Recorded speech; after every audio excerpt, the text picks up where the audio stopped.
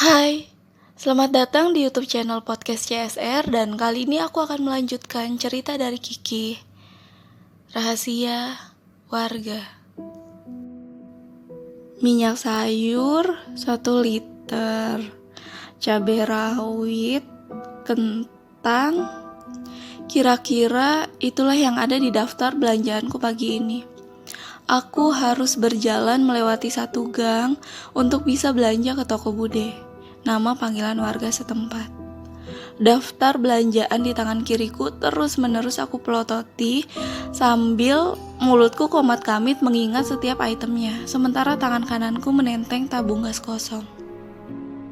Sampailah aku di toko Bude. Terlihat dengan jelas toko yang menyambung dengan rumah bercat merah dan putih. Toko ini selalu ramai setiap pagi. Soalnya, ini adalah satu-satunya toko terdekat yang jual bahan masakan dan sayur. Tapi kali ini sepi sekali. Ya, jelas aja sih. Soalnya sudah lewat pukul 8 pagi. Ini karena aku ngeyel, gak cepet-cepet ke warung ketika disuruh belanja. Akhirnya, sarapan sekeluarga pun telat karena aku. Tampak dari dalam tokonya, Bude melambaikan tangannya memanggil aku, yang mendadak terdiam sekitar 5 meter dari tokonya. Kiki kok bengong? Suara Bude bisa aku dengar dengan jelas, soalnya kupingku masih berfungsi baik. Yang berhenti berfungsi adalah mataku. Iya, aku tidak bisa melepaskan pandanganku dari sesuatu yang tidak ingin aku lihat lagi setelah kejadian semalam. Tapi naasnya aku belum bisa kabur dari mimpi buruk itu. Karena di sana, tepat di depan toko Bude, seorang anak kecil sedang berdiri sambil memegang tas plastik berwarna merah. Anak kecil itu adalah salah satu dari 6 anak Pak J. Iya, itu adalah A yang berbadan gemuk. Hei, kenapa Ki? Kok bengong? Tanya Pak D dengan sedikit keras. Aku hanya tertawa dengan sedikit canggung, kemudian memberanikan diri mendekati toko Bude, tepat di mana si A sedang berdiri. Pikirku dalam hati, masa sama anak kecil aja takut. Berusaha untuk memberanikan diri. Sesampainya di toko, aku berikan daftar belanjaan dan tabung gas kosong. Kemudian Bude mulai memasukkan belanjaan sesuai daftar. Sementara Pak D sibuk menurunkan gas. Bude mengajak aku ngobrol ini dan itu.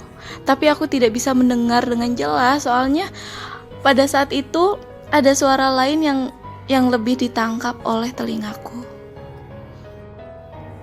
Mau beli Bude. Suara itu keluar dari mulut si A yang sedang berdiri di sampingku. Hanya saja si A ngomongnya tidak jelas. Mungkin karena air liur yang tidak bisa berhenti menetes. Kalau diperhatikan, ini anak gak seserem pas di rumahnya semalam. Malah pada saat itu aku melihat dia merasa kasihan. Dia ngomong seperti itu dari tadi, tapi tidak sekalipun Bude dan Pade merespon. Padahal dia mau beli, bukan mau minta. Aku bisa melihat tangan kiri memegang uang kertas 10.000.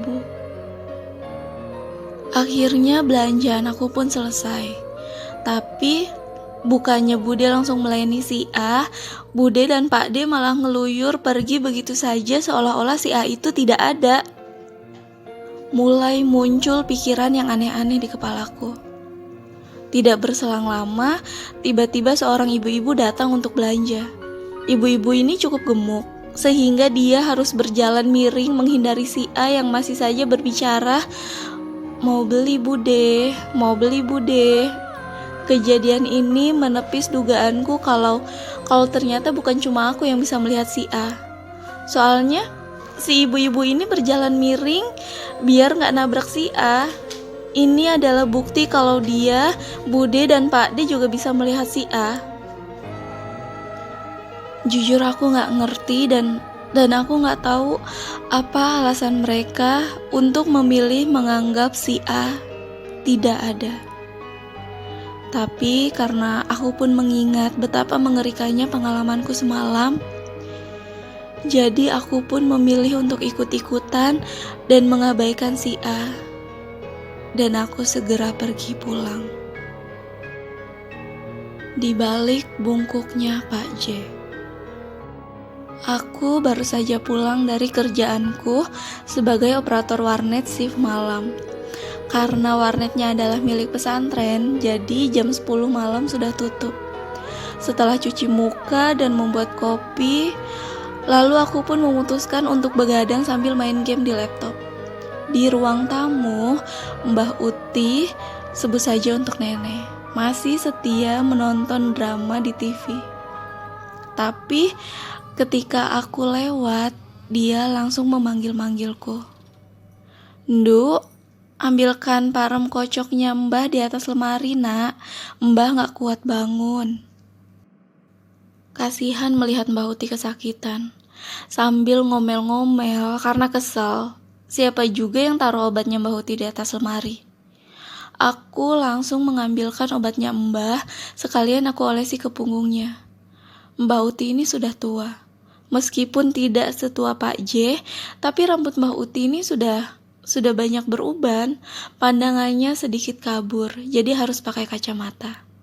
Kakinya pun sudah tidak sekuat dulu, jadi kalau jalan susah, dan punggungnya sudah sedikit bungkuk.